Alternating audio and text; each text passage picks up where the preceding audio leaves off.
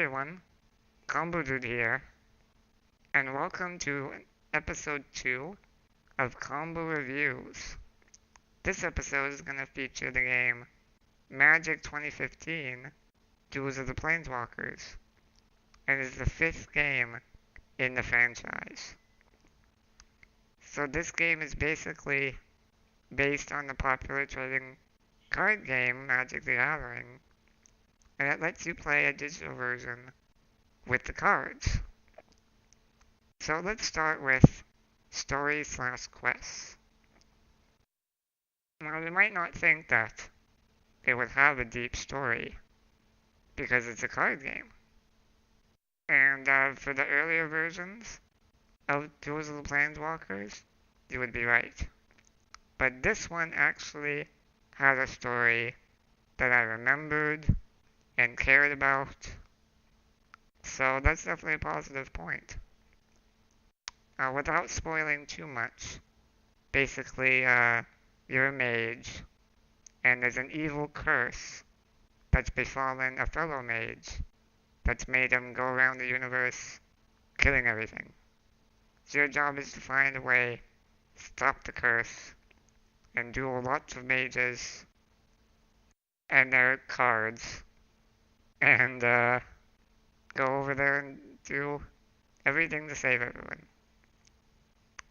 So, the game story follows a path, and each area has different levels. And then there's a text that you read that explains the story.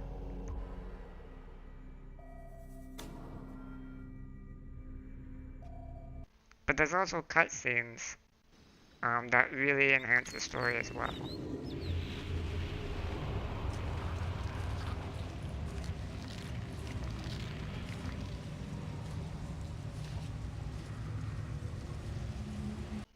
And they happen every so while. And the positive point is that the levels have different things, like you are on your way to a dungeon and you go inside a cave and you encounter rats or whatnot, and then suddenly the level is you facing a deck of cards with your deck of cards, and their deck is all rat based. So it's kind of like you're dueling against rats, sort of. That's just an example. But they have like themed decks, which are actually really cool, based on where you are in the story. And there's also exploration, which is just explore the different planes of existence and find different opponents and duel them that way. They also have theme decks. So the story is actually very interesting. This is the first time in the series that I wanted to see what happened at the end. So overall, the story I'm going to give is 3 stars. It's pretty good. They definitely could have done an even better story. But for a card game based video game, it's not bad. So let's move on to gameplay.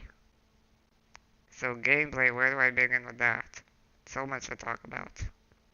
So they've added deck building, which if you didn't know, the other versions of the games in the series does not have open deck building. It just has decks that you can play with and then unlock more cards with those. But now is complete deck building is open to build any deck you want. But wait a minute, here's a negative point. They only give you 300 cards to choose from, which in this world is very small. So any deck you want is not really any deck you want. Sure, you can build a life theme deck or a token deck or a goblin deck or whatever you want that way, but it's these tokens or these goblins that they give you. So that was really, really bad. I thought it'd be open. It's really not. But a positive point is that, let's say you're not that comfortable with deck building. There's some autocomplete options that can put a few key cards you like in the deck, then autocomplete, and depending on what you have available, it'll complete your deck to best fit the cards that you've added. And same for mana too. If you don't exactly know how much land to put, the game will do a very good job of putting land for you. So that's very good for beginners. In fact, I'm going to say that the game is the best complemented for beginners, because there's a lot of those features. I've played some multiplayer. It's good connection all around. Some multiplayer is pretty good. One-on-one games. And now, for gameplay, instead of unlocking card by card, you unlock boosters. And those boosters are based on where you are in the story. So if you're on the plane of Zendikar, a plane of existence, if you win games you get Zendikar boosters, which has a set collection of cards that you can get. So that's pretty much all the positive.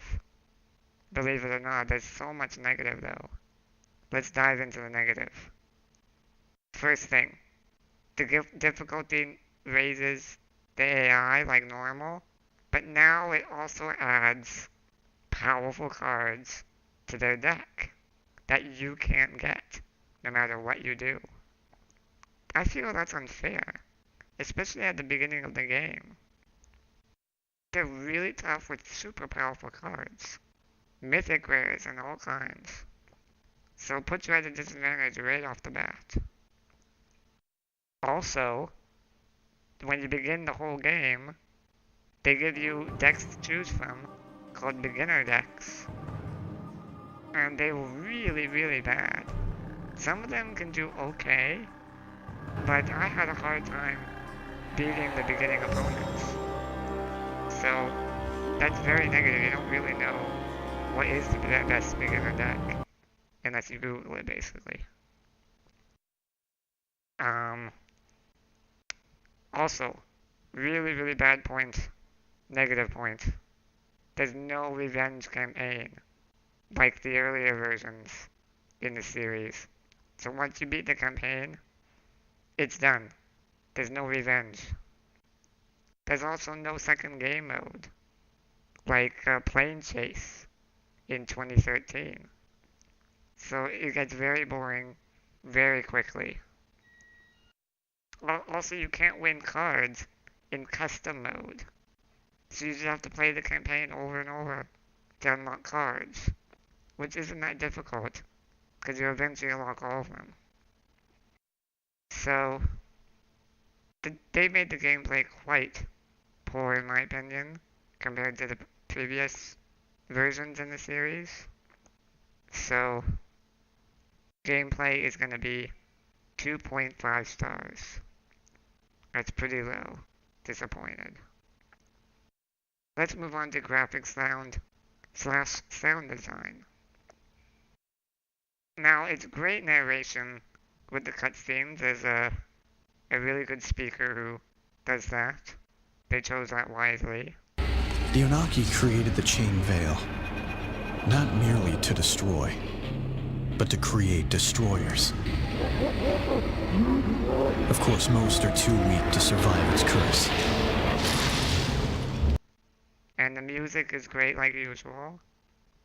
And the deck building interface is cool because there's lots of filters with colors and rarity.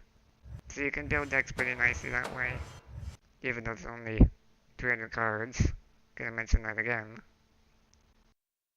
And then the bad things, negative points. It's uninspiring interface in the duel itself. I kind of like the interfaces they did before. And the beginning main menu is kind of bizarre in my opinion. It's like a sliding, fading out type thing. It's weird. So Overall graphic sound design, I'll say 4 stars out of 5. Because it does have great sound and good cutscene graphics and narration. And also replay value.